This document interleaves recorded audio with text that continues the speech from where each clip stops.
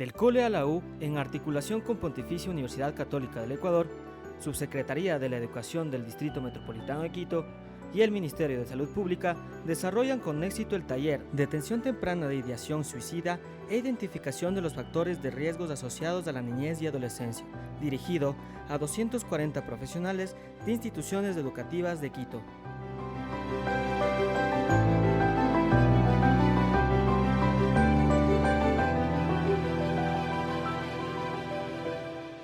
Vamos en este momento a recibir a la máster Soledad Enderica, directora de admisiones de la Pontificia Universidad Católica del Ecuador, que nos dará la bienvenida. Bueno, muy buenos días con todos y todas. Reciban una cordial bienvenida a la Pontificia Universidad Católica del Ecuador. Realmente es un gusto que ustedes estén aquí abordando un tema tan importante, tan actual, pero al mismo tiempo tan delicado como es la detección temprana de ideas suicidas, ¿no?, que se va a abordar el día de hoy. Realmente debemos agradecer al programa de orientación del Cole a la U. Queremos darles una iniciativa de acercarse y buscar lazos con las universidades y los colegios, que creo que es tan importante empezar a trabajar y trazar esos puentes. De igual manera, al Ministerio de Educación y al Ministerio de Salud Pública, que han hecho posible también este espacio para dialogar sobre esta temática. Realmente quiero también comentarles de este desafío que nosotros tenemos dentro de las instituciones educativas en relación a la educación y a la formación que está a nuestro cargo en la formación de los estudiantes. Ahí compartirles brevemente un poco el modelo educativo que tiene la universidad y cómo nuestro compromiso con la educación tiene que ir a realmente no solamente formar profesionales, sino realmente a esta formación integral. Es así que la universidad tiene ejes de formación integral, impacto social e inclusiva, es decir, que busca que sus profesionales de alguna manera también impacten y transformen nuestra sociedad. Contamos con la presencia de la doctora Yolanda Villalba, subsecretaria de Educación del Distrito Metropolitano de Quito, quien dirigirá unas palabras esta mañana.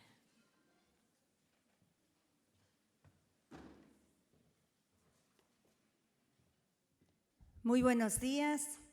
Voy a empezar diciendo gratificantemente, compañeros y compañeras, también soy psicóloga y por supuesto he estado junto a los estudiantes estos 32 años de gestión profesional. Agradecerle a Soledad, a Maritza, a los estudiantes, a la Facultad de Psicología y por supuesto a la Universidad Católica, porque nos permite a todos nosotros como profesionales de los departamentos de consejería estudiantil, a los 250 participantes en este taller para poder mantenernos actualizados, pero sobre todo mantener una mente abierta a todos estos cambios vertiginosos que tenemos que enfrentar diariamente junto con nuestros estudiantes, para nuestros estudiantes, y coincido plenamente con lo que decía Soledad, para su formación integral. Importantísimo el rol protagónico que hemos tomado los psicólogos dentro de las instituciones educativas. El poder articularnos, el poder contar con estas alianzas estratégicas nos fortalece en el trabajo diario. Tenemos la certeza que este espacio con el que vamos a compartir con ustedes estas alertas, el estar pendiente, el generar acciones preventivas, no solamente acciones reactivas frente a las situaciones que se desencadenan en el ámbito educativo. Hoy más que nunca sabemos y conocemos que juntos construimos la educación que soñamos. Todos estos actores, tanto internos como son las comunidades educativas y por supuesto estas alianzas estratégicas con el sector público, el sector privado, esta actitud abierta, colaborativa que ha tenido siempre la Universidad Católica para coordinar acciones con nuestra Subsecretaría de Educación del Distrito Metropolitano de Quito y, por supuesto, nuestro Ministerio de Educación. Tengan la certeza, compañeros, que la señora ministra y quien les habla, como maestras que somos, estamos pendientes de cada uno de los espacios en donde podamos articularnos para fortalecernos. Nosotros primero, como seres humanos, conocedores que la resiliencia es una de las herramientas indispensables en nuestra tarea. También ser sensibles ante lo que tienen que ahora enfrentar nuestros estudiantes. Tener ya cuadros indicadores de estudiantes de séptimo, de octavo de básica, no solamente con acciones autolíticas, sino que ya han desencadenado en un suicidio, realmente nos pone en una obligación moral, sobre todo, ética y legal, de estar pendiente junto a ellos.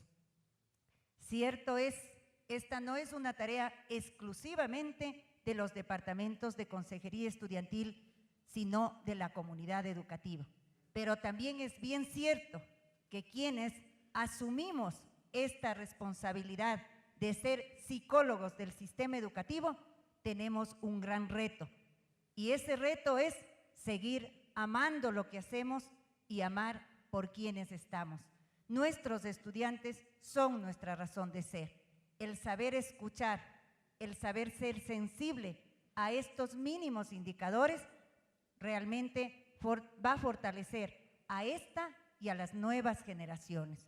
Agradecerles, compañeros, por haber aceptado esta convocatoria, a todos los compañeros de las diferentes ofertas que tenemos, sean el sistema educativo público en sus instituciones fiscales, municipales, a las instituciones educativas particulares. Tengan la certeza que tienen y cuentan con nosotros como maestras y, por supuesto, en este espacio tan especial que desde el momento que llegué me sentí tan cómodo, el ser parte de ustedes y saber que he estado en ese territorio en donde las papas queman, pero también que nos produce satisfacciones inmensas, trascendentales, cuando sabemos que hemos salvado una vida. Éxito, compañeros, y tengo la certeza que seguimos arando en terreno fértil y que las cosechas serán nuestros estudiantes. Ellos, por ellos y para ellos. Muchas gracias.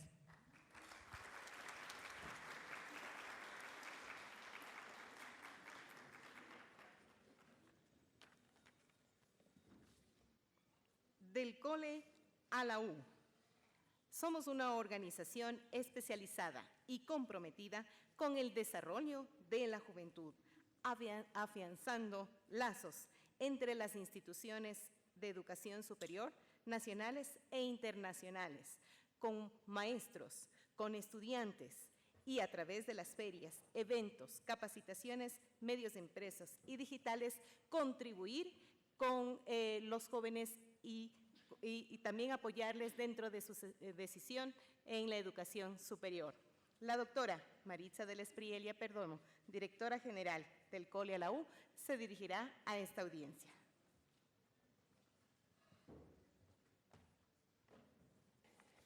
Bienvenidos y bienvenidas, amigas, amigos, ¿de cuántos años? 15 años que del Cole a la U estamos trabajando junto a ustedes, organizando las ferias educativas. Somos los pioneros en hacer estas ferias a nivel nacional.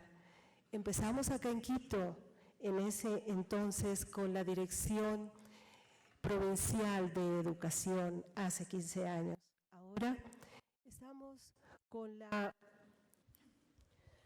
Subsecretaría de Educación, entidad que nos ha abierto las puertas especialmente para la convocatoria de los miles de estudiantes que han participado en las ferias en la Casa de la Cultura organizadas por nosotros del Cole a la U.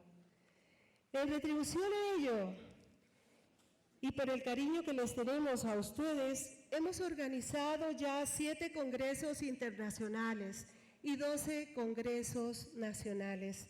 En esta ocasión, en gratitud por la participación con sus estudiantes y la gratitud con la Subsecretaría de Educación por abrirnos las puertas y ver la importancia de organizar este tipo de eventos, es un gusto para nosotros darles la cordial bienvenida y sobre todo con este tema tan importante, porque son cifras alarmantes de niños, de jóvenes suicidas. Realmente hay provincias donde hay un número menor la tasa de suicidios, pero Pichincha es la provincia en donde más alta tasa tenemos. Son 37 chicos que se han suicidado hasta el 2016, desde el 2010, según un estudio de la UNICEF.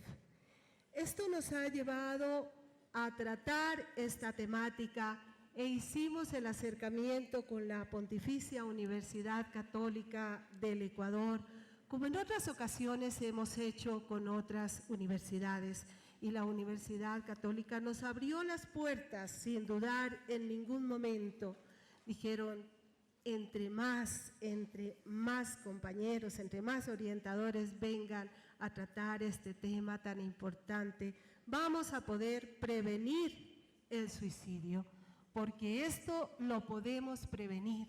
Como bien dijo la subsecretaria en este momento, no es solamente responsabilidad de los DECES, es responsabilidad de todos, de los padres de familia, de los profesores, es la comunidad educativa. ¿Y por qué nosotros no poder aportar en esto y con catedráticos de la distinguida universidad que hoy nos abre las puertas? Muchas gracias a la Pontificia Universidad Católica.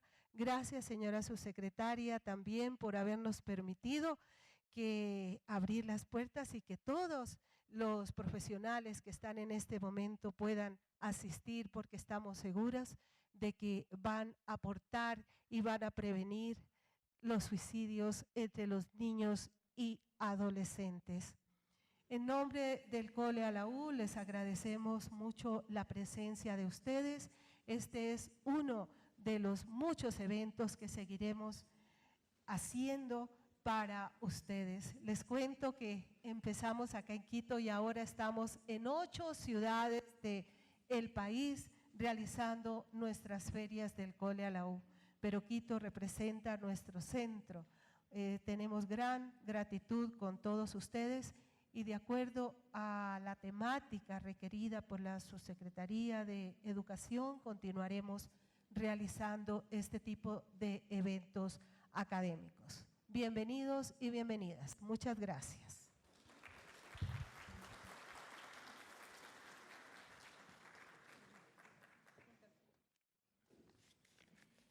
Esta mañana estamos convocados, reunidos a este taller, donde brindará elementos de reflexión que facilitan la construcción de una guía metodológica para el manejo en la prevención del suicidio en los adolescentes para las unidades educativas.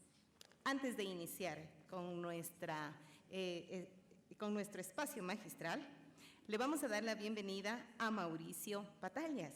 Él es coordinador del curso de admisiones.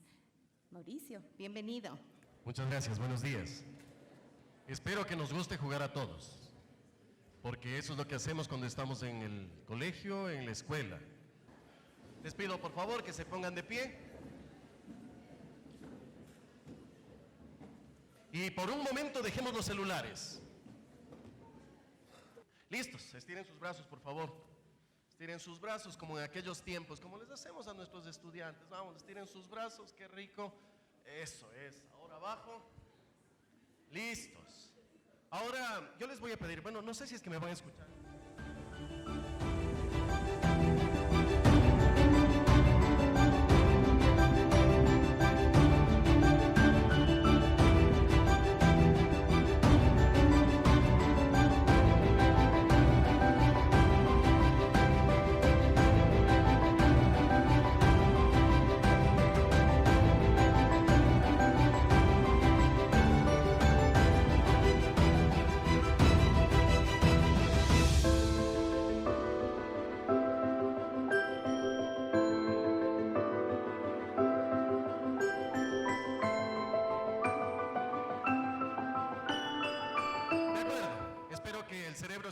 acomodado un poquito. Quisiera terminar este momento de apertura contándoles un cuento. Y entonces dice que el buscador buscaba, porque eso hacen los buscadores. Y al llegar a uno de los pueblos en su búsqueda, se encontró con un cementerio que estaba en la entrada del pueblo, como algo importante para el pueblo. Pero al llegar, se percató que en cada lápida estaba escrito: María vivió 5 años, Juan vivió 2 años, Pedro vivió 7 años.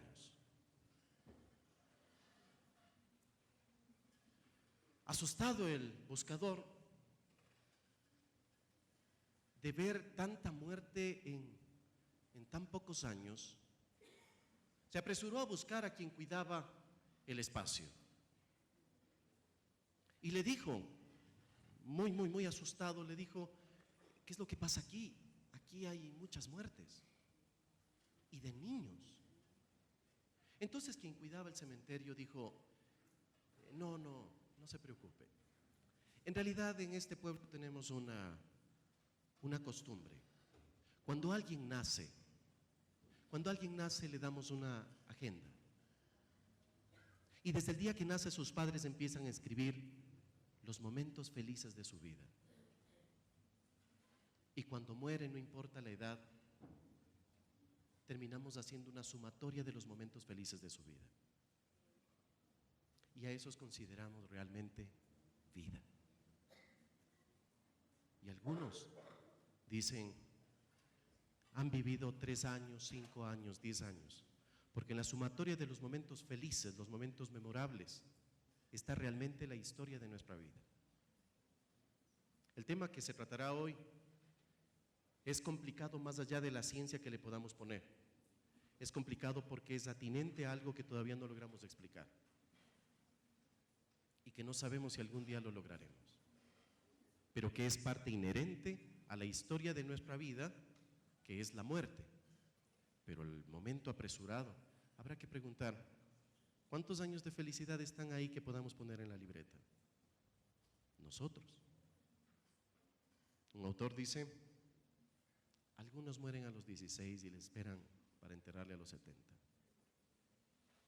Y hay muchos zombies caminando, más allá de haber muerto, más allá de haberse muerto en su cuerpo, siguen viviendo sin momentos felices. Quizás nosotros, como en nuestra especialidad que nos convoca, quizás podemos empezar a vitalizar esos momentos, esos instantes memorables, que son los que realmente inciden en la vida y en lo que significa vivir. Espero que el tema que se va a tratar sea de mucho provecho para todos. Muchas gracias.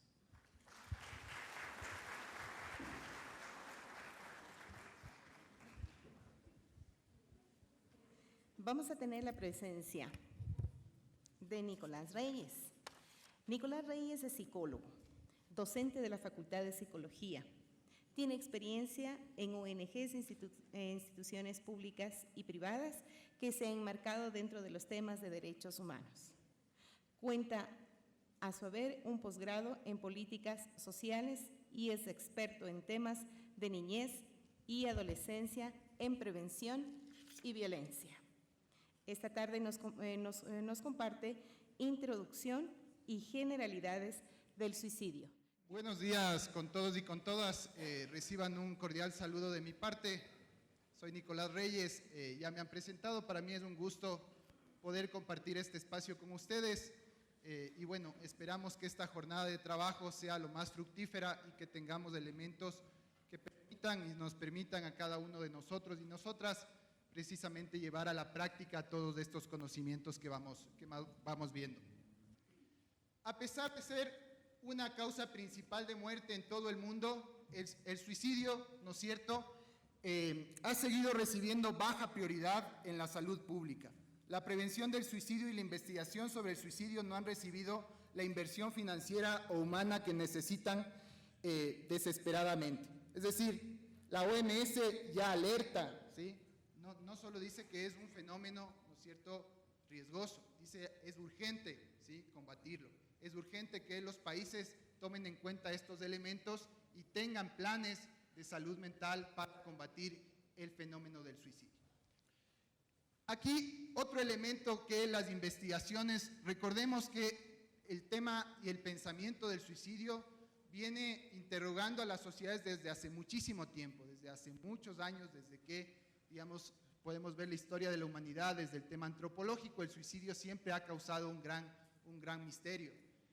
Tenemos autores, digamos, grandes autores también de la modernidad, como Sigmund Freud, ¿no es cierto?, desde el psicoanálisis también pensando el suicidio, que es esto de el objeto, digamos, de la melancolía introyectado en la propia persona, es decir, ese elemento también que tiene que ver con algún elemento de introyección, ¿no es cierto?, de la persona. Tenemos desde la sociología también que se ha estudiado mucho el fenómeno del suicidio con Durkheim, por ejemplo, que tiene un libro específico del suicidio. Entonces, ha habido muchas preguntas porque es un misterio. ¿Qué hace que una persona, ¿no es cierto?, tenga la, digamos, idea en primer lugar y luego pase al acto de cometer un acto de suicidio? Esto no es una explicación fácil y hay que explicarlo desde muchas aristas, desde la psicología indudablemente, desde la sociología, desde la antropología, desde diversas disciplinas que nos permiten en algo empezar a entender el fenómeno del suicidio. Hay este término suicidalidad, ¿no es cierto?, que se refiere a la ideación suicida, las tentativas de suicidio y muerte por suicidio. Desde hace algunos años, ¿no es cierto?, los estudios dan cuenta de la relación entre los factores sociales y el suicidio adolescente, mostrando la importancia de las variedades sociales, por ejemplo, la integración social, percepciones acerca del apoyo familiar y por parte de los pares, maltrato, abuso sexual, descuido infantil y victimización también de la persona. Es decir, el suicidio tiene muchísimo que ver también con el contexto, ¿no es cierto?, en el que una persona también se desarrolla. Entonces, algo para que ustedes, digamos, vayan teniendo en cuenta algunos elementos, ¿sí?, que lo vayan ustedes viendo al fenómeno del suicidio como, primero, es multicausal y complejo. No existe una sola causa para que una persona se suicide. Es multicausal, es complejo y hay que entenderlo en esa complejidad. Dos, es un grave problema de salud pública, ¿sí? Ya vamos a ver, y voy a ir un poquito rápido, pero el suicidio muchas veces está por encima, y en nuestro país, en el año 2015, ya superó, por ejemplo, la tasa de homicidios en el país, en el Ecuador. Entonces es un grave problema, no solo de salud pública, también de convivencia ciudadana, es un grave problema de violencia, de seguridad para las personas, porque necesitamos, digamos, ver a esta problemática en toda su dimensión. Es un fenómeno que pone en riesgo grandes cantidades de personas a nivel global. Es prevenible, se puede prevenir, por más de que sea un fenómeno muy complejo, si es que se toman buenas acciones, buenas decisiones, se puede prevenir. Y es urgente actuar. Es urgente actuar porque de eso depende de que muchas instituciones actuemos articuladamente, depende la vida de muchas personas. Voy acabando las últimas 3 láminas que me gustaría mostrarles. Temas también relacionados de la estadística nacional, que es muy importante que tengamos en cuenta. 4 de cada 10 niños de alguna manera han sido golpeados pensando en la lógica familiar, que esto es disciplina, cuando en realidad esto es violencia y afecta muy fuerte el psiquismo de los niños, niñas y adolescentes. 70% de los niños consultados menciona que en algún momento de su ciclo escolar ha sufrido algún tipo de violencia, y de estos el 23% menciona ser víctima de bullying, de acoso escolar, es decir, violencia sistemática dentro del sistema educativo.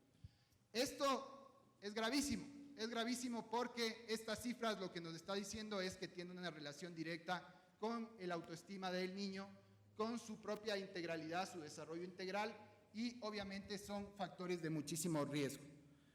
Y finalmente, 2 elementos adicionales: medios de comunicación. Necesitamos sensibilizar a los medios de comunicación, que el tratamiento noticioso no sea un tratamiento amarillista, que el tratamiento noticioso sea responsable y sobre todo que ayuden a generar campañas preventivas.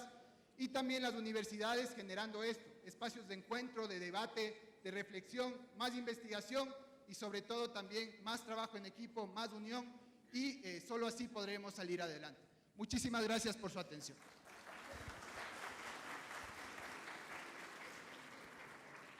Ir con nosotros y nosotras. Recibámosle con un fuerte aplauso a Esteban Ortiz, por favor.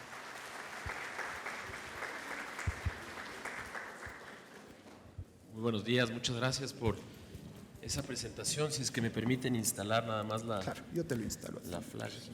Bueno, muchísimas gracias por la invitación. En realidad para mí es un honor estar aquí, dirigirme a ustedes. Yo soy especialista en salud pública en realidad, y yo no soy psiquiatra, pero hice un estudio sobre suicidio y la carga epidemiológica del suicidio en el Ecuador. Creo que ha sido un tema relegado y creo que es importante desde la salud pública entender cómo, cuánto, dónde y cómo poder solucionar este problema a nivel nacional. Yo básicamente acabé mis estudios hace 1 año y medio. Tuve la suerte de obtener una beca en salud pública para irme a estudiar a Inglaterra y logramos entender la importancia que tiene la salud pública en el Ecuador, la importancia que tienen las políticas públicas, especialmente lo que es la prevención y la promoción de salud. Y en temas de salud mental, el Ecuador tiene una deuda súper grande con la población porque básicamente es una de las enfermedades que mayor carga epidemiológica tiene a nivel nacional y nosotros vemos que los programas de salud mental son escasos a nivel nacional, ¿sí? Por lo tanto, es importante que nosotros recalquemos eso. Hace 1 año y medio, después de 17 años de recolectar datos sobre el suicidio en el Ecuador, nosotros logramos publicar el primer análisis epidemiológico del suicidio en el Ecuador y nos llevamos un montón de sorpresas que nosotros desconocíamos hasta ese momento y que obviamente la autoridad sanitaria tampoco, no creo que decir que la desconozca, pero al menos no las publica y no las pone en la palestra del día a día como debería ser. Vean ustedes en el tema del coronavirus, hemos estado en los medios en las últimas 4 o 5 semanas y es un tema de salud pública que recién tiene la importancia que debería haber tenido hace 40 años el lavado de manos, ¿sí? Entonces estamos volviendo a repetir que hay que lavarse las manos, que no hay que estornudar cuando hay gente al lado nuestra y taparse con las manos, etcétera, etcétera. Entonces el problema de salud pública es algo que nosotros vamos a tratar de contestar. No tengo la presentación, aquí es una pena, pero me gustaría empezar a hablar sobre el tema del qué es el suicidio. Ustedes saben que el suicidio básicamente esto es, y es una definición muy sencilla, es básicamente el tomar la decisión de terminar con la vida de una propia persona, efecto que no se presenta en ninguna otra especie animal. Sí, hay algunos reportes históricos que básicamente demuestran que algunas especies animales pueden cometer suicidios masivos, pero esto es muy, muy raro. En realidad, el ser humano, con el nivel de evolución cognitiva que tenemos, podemos llegar nosotros a tomar la decisión consciente, si bien esté mediada por un montón de factores ambientales, neuropsicológicos, en tomar esa fatal decisión de suicidarse, ¿sí? En ese sentido, nosotros hicimos este estudio, utilizamos los datos públicos del INEC. Si ustedes se meten a las bases de datos del INEC, básicamente todos los egresos hospitalarios y todas las papeletas de defunción se registran en el Ecuador. Y el suicidio en específico es un dato bastante exacto, porque mucha gente critica las bases de datos en el Ecuador. Sin embargo, la base de datos de las muertes violentas, de los suicidios, de los accidentes de tránsito en las calles, sí tienen un registro que es bastante certero, porque básicamente una muerte violenta siempre se registra a menos que exista alguna desaparición y obviamente esos son la minoría de los casos, ¿no? Los riesgos. Es decir, lo que sí podemos calcular es los riesgos que puede tener un ser humano bajo determinadas condiciones. Si nos planteamos, todos tenemos hostilidades en la vida. Es más, podemos universalizar y decir, siempre la realidad nos va a ofertar frustraciones. Si yo les dijese, levanten la mano, ¿quién no tiene un problema en su vida? No sé si hay alguien que, bueno, por ahí está bien, hay alguien que no tiene. Al menos podemos decir que la mayoría tiene situaciones adversas. Los trabajos sobre todo, ¿no es cierto? Todos nos quejamos del trabajo siempre. Puede gustarnos mucho, pero siempre una queja no está de más. Siempre hay cómo mejorar, condiciones, etc. Es decir, si vamos porque una persona tiene problemas, no nos dice mayor cosa. ¿Por qué? Porque todos tenemos situaciones adversas. La complicación está en cómo afronta esas situaciones adversas. Y ahí hablamos de con qué recursos cuento para afrontar una condición adversa. Entonces, las condiciones adversas del ambiente facilitan la decisión de un suicidio, sí, pero no son causa. El problema es cuando queremos encontrar la causa. Siempre se nos escapa, siempre se nos escurre, porque además hay una amplia gama de formas, de elementos que llevaron a esa persona a una decisión de esa magnitud. Entonces, ahí es donde aparecían los factores de riesgo. Clínicamente, es decir, ya en el espacio de intervención y atención, vemos cómo las personas, al enfrentarse a determinadas condiciones adversas, tienen como un vaciado. Es decir, como si vino un extraterrestre y les absorbió todos sus recursos psíquicos. Eso le deja en riesgo. Ahora, ¿cómo se va a producir esto? Partimos de un principio. Los seres humanos somos seres relacionales. Es decir, necesitamos estar generando relaciones.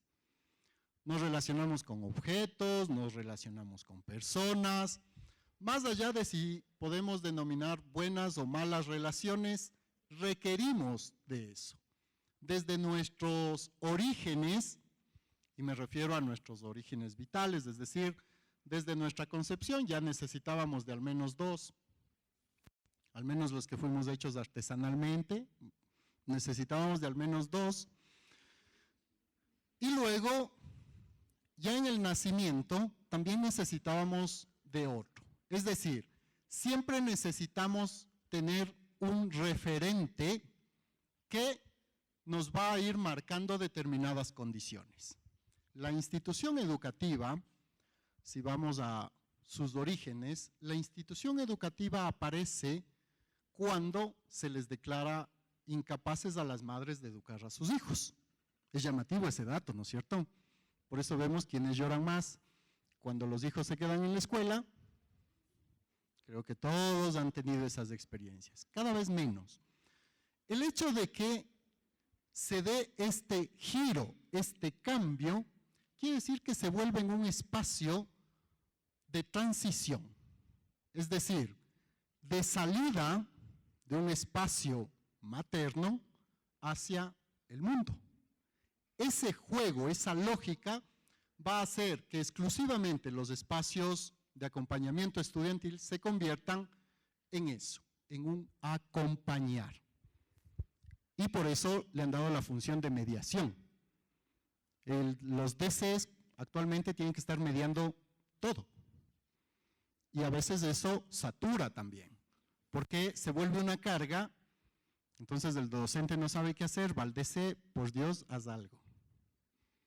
O, ¿qué hago? Resuelve. Y en ese momento, esa condición de mediación, ¿cómo se ubica? ¿Cómo puedo mediar acompañando a esta persona? Estas condiciones, que serían las generalidades, me marca esta potencialidad, ¿no es cierto? Las instituciones educativas son espacios de ejecución y por lo tanto van a formar y van a permitir o no establecimiento de relaciones. Entonces, ¿cuánto una institución puede permitirle espacios a un estudiante? Estamos acostumbrados a veces a pensar que la formación se da solo en el aula. Y todos los que han pasado por los DC saben que no. Los famosos ejes transversales que se incluyen, pero están adentro y están afuera. Bueno, ¿y dónde se manejan esos espacios? En una investigación hace algunos años en 6 u 8 colegios de Quito, los antiguos DOBES, ¿se acuerdan la nominación del DOBE? Pues se encontraba que muchos de los recursos los estudiantes no los toman en el aula, sino los toman en los espacios extracurriculares. Es decir, se convertían los espacios extracurriculares en espacios de mayor importancia que el aula. Yo decía, a ver, ¿cómo? Pero si la institución educativa está en las aulas. Pues no. Una parte está en el aula y otra está fuera. Entonces, nuevamente retomamos esta condición de los espacios. Si me constituyo en un referente, porque la institución educativa es un referente que va a construirse y va a afectar directamente a esa subjetividad. Es decir, se incorpora al estudiante. Le da un marco de estructura en términos de construcción subjetiva. Si tomamos en cuenta entonces estos elementos, vemos que el acompañar es brindarle un espacio. ¿Qué tipo de espacio le puedo brindar? Dentro de construcciones posibles, tenemos que los espacios de los jóvenes son muy limitados. Habla de la hermana como con un sentido de duelo, pero a la vez también transmite algo de esperanza. Está transmitiendo que a pesar de todo se puede seguir viviendo. ¿Y por qué digo yo que el suicidio es algo que nos toca a todos? Porque todos, algún momento en la vida, nos preguntamos si vale o no vale la pena vivirla. Todos estamos enfrentados con este problema. Y de esa manera también esto nos hace sensibles para poder enfrentar a alguien que tiene ese problema, que tiene una ideación suicida. Porque si no nos podemos imaginar cómo es estar en esa situación, tampoco nos vamos a poder ayudar. Entonces es muy importante ser honestos con nosotros mismos para reconocer que también nosotros en algún momento decimos, yo estoy cansado, ya no quiero más, hasta aquí. Y todos estamos en ese punto alguna vez, solo que tomamos por alguna razón, tomamos la decisión de seguir viviendo. Y es lo que tenemos que transmitir también a los chicos que están enfrentados con miles de problemas. Ustedes son los que lo saben más porque están trabajando día a día en los colegios y saben que realmente en Ecuador la problemática de los adolescentes es algo impactante. Yo vivo en Ecuador hace unos 20 años y decidí hacer mi tesis, volví a Alemania, decidí hacer mi tesis en tema de suicidio porque yo asumí que Ecuador, como la gente tiene esa tendencia a la felicidad, al menos exteriormente, pensé que Ecuador tenía menos problemas y me enfrenté con algo que yo nunca me había imaginado, una cantidad de problemas tan severos, tan profundos, que me impactó tanto que actualmente, bueno, seguí haciendo investigaciones y actualmente estoy trabajando en el Ministerio de Salud Pública justo para poder trabajar, aunque sea en partes, mejorando este problema. Yo me imagino que en la mañana ya les abordaron un poco el tema de la epidemiología, ya sabemos que es el problema por el que más chicos mueren, o sea, la segunda causa de muerte en adolescentes, la primera en mujeres y la segunda en hombres, pero lo que impresiona mucho es que son más niños. O sea, siempre hablamos mucho de las niñas, hablamos mucho de las adolescentes por el tema de violencia sexual, por el tema de que sufren a veces más problemas interpersonales, pero de hecho los hombres son los que tienen mayor problema de suicidio. Y eso es lo que también tenemos que siempre volver a meternos en la mente, que para poder intervenir bien, para poder abordar el tema, tenemos que lograr que los hombres expresen más sus sentimientos, expresen, hablen más y encuentren maneras de ahogarse mejor, de encontrar apoyo y no sentirse vulnerados en su masculinidad por hablar de los problemas. Hay algo que pocos saben y que es el hecho de que el Ecuador es uno de los países en el mundo con mayor tasa de suicidios en niños y adolescentes. En el mundo, estamos en el lugar 3 en las mujeres de 10 a 14 años y en lugar 7 de mujeres de 15 a 19 años. Y eso es lo que lo hace tan particular, porque en cuanto a la tasa general, Ecuador está en un promedio, tanto en Latinoamérica como también en muchos países del sur de Europa, estamos en la media. Pero lo interesante y lo extraño es que sean justo niños y adolescentes, porque en España, por ejemplo, tenemos la misma tasa, pero son los adultos mayores. Y ahí podemos, es como se comprende un poco mejor, ¿no? Una persona que ha vivido toda su vida, que ha perdido todo, se podría comprender, pero ¿por qué un chico de 20 años, que tiene todavía 60 años por vivir, se decide quitar la vida? Y esa es la pregunta que nos estamos haciendo este día y que deberíamos abordar todos en conjunto. Que los chicos no saben para qué viven. Y habíamos hecho un análisis para ver un poco el impacto de los eventos estresantes sobre el suicidio, porque, como les decía antes, los chicos están enfrentados a un sinnúmero de problemas y ustedes lo saben muy bien. Y la pregunta es, directamente, o sea, una persona que es abusada o que sufre violencia en la casa, ¿automáticamente va a tener ideación suicida? No, solamente si también experimenta la crisis existencial y la depresión. Cuando no pasa por esto, cuando logra darle un sentido a lo que está viviendo en este momento, a la separación de los papás, del engaño de la pareja, al bullying que está sufriendo, si logra darle un sentido, no va a entrar en una crisis suicida como tal. Es lo que podíamos ver con números, obviamente, pero es algo que también se puede observar mucho en la práctica clínica. Entonces, ¿qué es lo que lo que hemos propuesto que se pueda hacer? Ya el problema lo conocemos. Hemos investigado mucho cuáles serían las intervenciones mejores para Ecuador y ya se ha aplicado algunas, pero voy a mencionar los puntos más importantes. La primera es la política de reporte de los medios de comunicación. Ya ustedes saben que hay un peligro muy grande de imitación cuando los medios de comunicación reportan sobre un suicidio, más que todo cuando lo hacen de manera muy amarillista, cuando describen los métodos, cuando describen el lugar. Y acá hay una práctica que no tiene ningún control, pueden escribir realmente lo que quieren. Y hemos hecho algunas propuestas también a la Asamblea. Hasta ahora nos han negado, pero esperemos que con el apoyo de algunas asambleístas que están detrás del tema podamos lograr lograr una prohibición, lo cual es un poco delicado porque también podría haber algunos temas legales, no podría haber alguien que se suicida porque ha sido obligado a ello y en ese sentido los medios de comunicación quieran reportar de esto, pero al menos obligarles a que cumplan con los lineamientos de la OPS. El segundo es la reducción de medios para el suicidio, lo que implica no tener acceso a pesticidas, a no importar pesticidas que sean muy letales, etcétera, lo cual también es un tema político, es un tema que es muy difícil abordar solamente desde el Ministerio de Salud. Requerimos un cambio también de mentalidad, porque podemos proponerlo, pero que pase esto en la Asamblea, esto es otro punto, porque siempre está también ligado a temas económicos.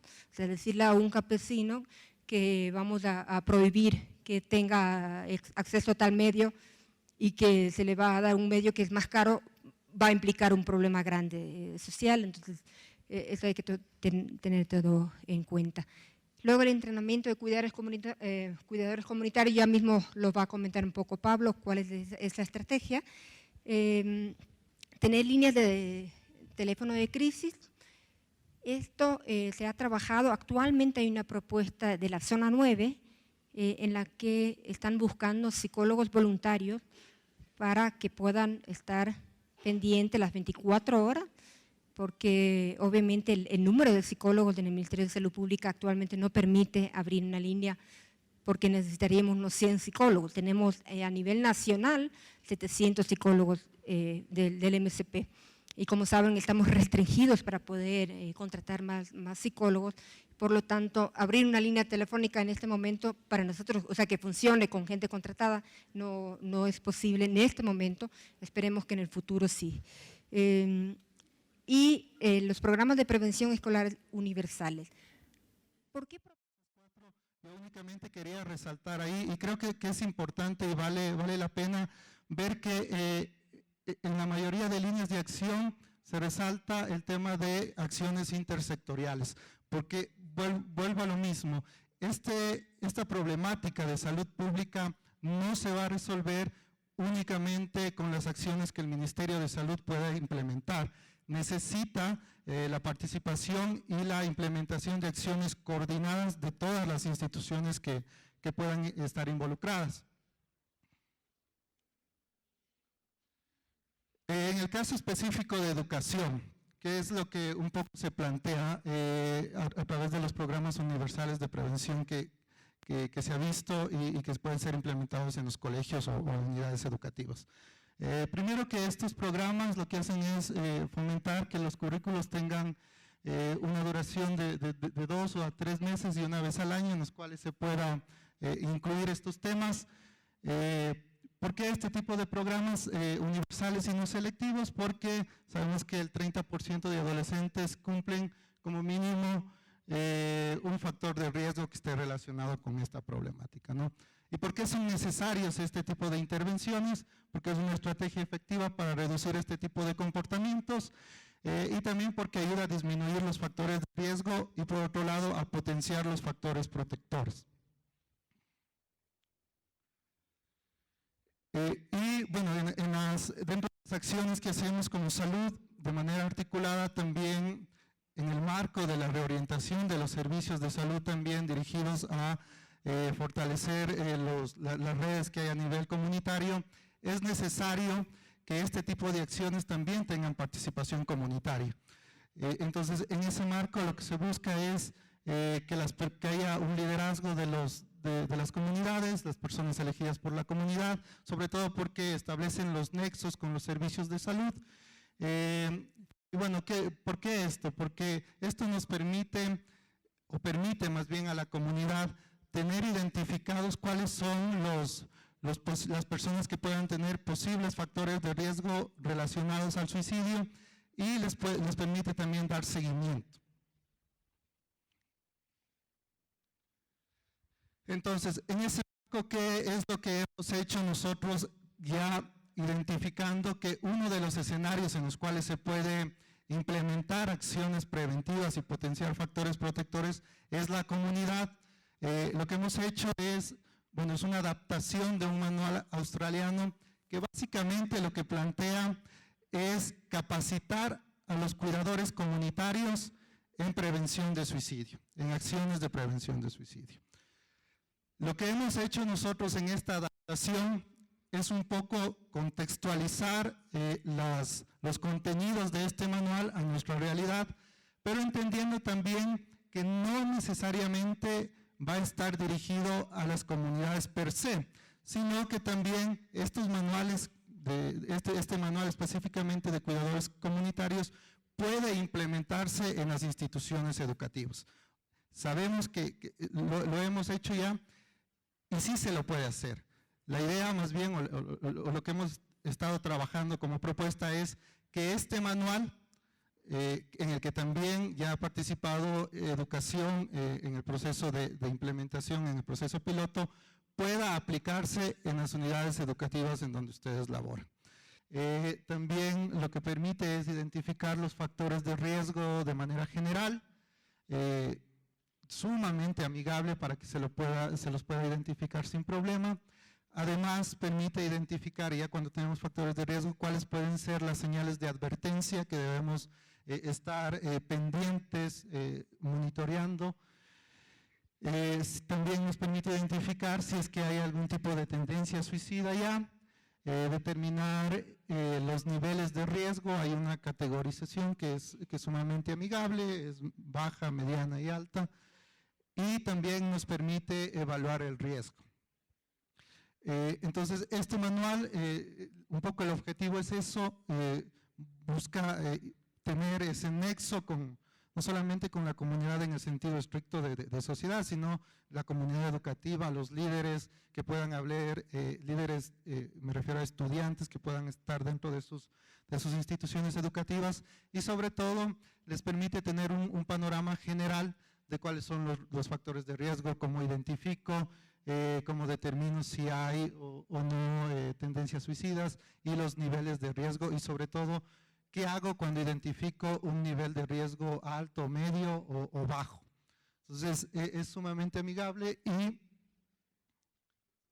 un poco para cerrar esta idea, comentarles que desde el Ministerio se ha propuesto que este manual pueda tener una primera fase de capacitación también en coordinación con el Ministerio de Educación y a nivel de territorio en la zona 9. Entonces estamos planificando ese taller y vamos a iniciar con algunos distritos que ya hemos identificado, y seguramente nos estaremos viendo con varios de ustedes ya en el nivel operativo de este manual en particular. Creo que… Tal vez donde está la vida frente al tema de suicidio.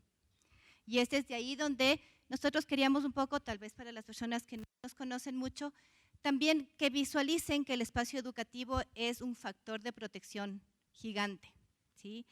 Tenemos que tener claro que la institución educativa es un factor de protección, no necesariamente un factor de intervención ni de atención en espacio de salud mental, porque estamos enmarcados incluso en un modelo, una normativa que nos marca la pauta de hasta dónde va nuestra intervención y qué otro espacio es el que necesitamos, de lo que hemos escuchado mucho aquí, el trabajo intersectorial, ¿sí? Entonces, un poco para validar todo lo que hacemos como factor de protección, que a ratos a lo mejor no lo validamos y no lo vemos, pero es una muy buena oportunidad para ver cómo apoya todo nuestro trabajo a la prevención de suicidio. Queremos un poco hacer un recorrido muy rápido de todo lo que podemos hacer. Nuestro espacio está enmarcado en la Subsecretaría de Innovación Educativa y Buen Vivir, y el espacio nuestro propio, que es la Dirección Nacional de Educación para la Democracia y Buen Vivir, que se encarga de generar políticas públicas que garanticen, le voy a poner en otras palabras, que logremos un mejor espacio educativo, ¿sí? Y buscamos acercar esto. O sea, Gracias, compañeros. Ya para finalizar esta intervención, adicionalmente a lo que se ha mencionado, es sobre los proyectos y procesos de acciones que se realizan en función de prevenir factores causales de suicidio. Tenemos un par de acciones más que estamos implementando en los próximos meses y que también nos van a servir como insumo para prevenir esa problemática. Una de ellas es una investigación que se está realizando con personas del área de la academia, distintas universidades, para hacer una adaptación de un test que nos permita detectar riesgos en adolescentes, riesgos psicosociales en varias áreas. Este es un trabajo que lo haremos en los próximos meses y nos permitirá contar con un insumo ya adaptado al contexto nacional para poder medir problemáticas psicosociales.